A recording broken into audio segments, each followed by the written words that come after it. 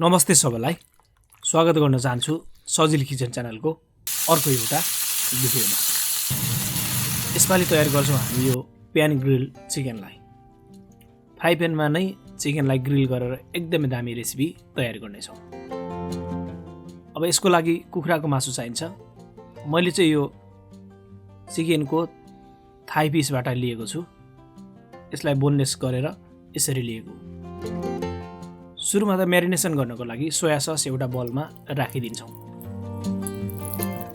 अब यसमा थोरै चिल्ली सस, अलिकति ओरिगानो, मरिच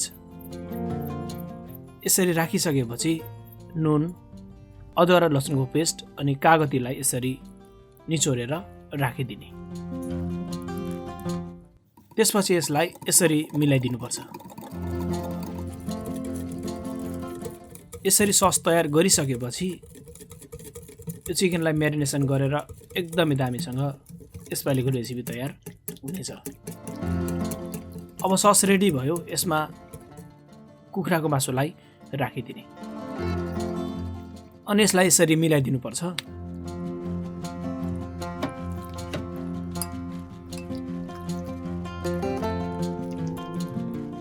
यो ससमा दुवै साइडमा राम्ररी लाग्ने गरी यसरी नै मिलाउँदै तयार पनि गर्दै रहनुपर्छ। अब यसलाई यसरी छोपेर राखिदिउँ।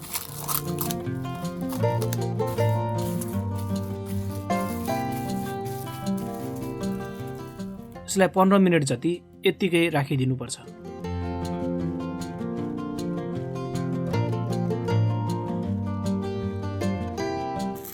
त्यसपछि 15 मिनट भइसकेपछि यसरी निकालिदिने। अब एकपटक यसलाई फेरि पनि त्यो ससमा राम्ररी मिलाइदिनु पर्दछ।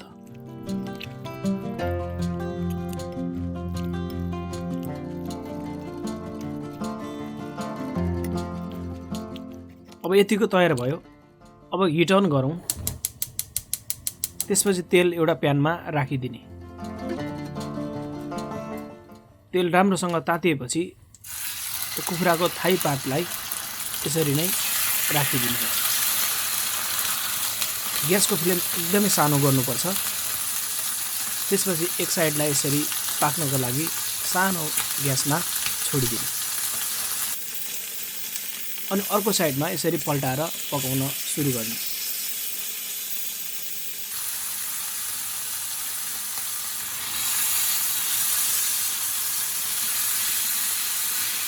दुवै साइडमा पाक्नको लागि यसरी नै मिलाएर तयार गर्दै पनि रहनुपर्दछ। अब छोपेर पकाउँ अनि निकालेर फेरि पनि पल्टाइदिउँ। जबसम्म पाक्दैन, रातो रातो दामीसँग कलर आउँदैन, तबसम्म यसरी नै तयार गर्दै पनि रहनुपर्छ।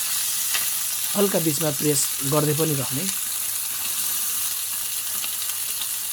अब फेरि पनि छोपेर पकाउँछौँ अनि निकालेर यसलाई यसरी नै दबाउँदै तयार गर्ने अनि बीचबीचमा यसलाई पल्टाइ पनि रहनुपर्दछ।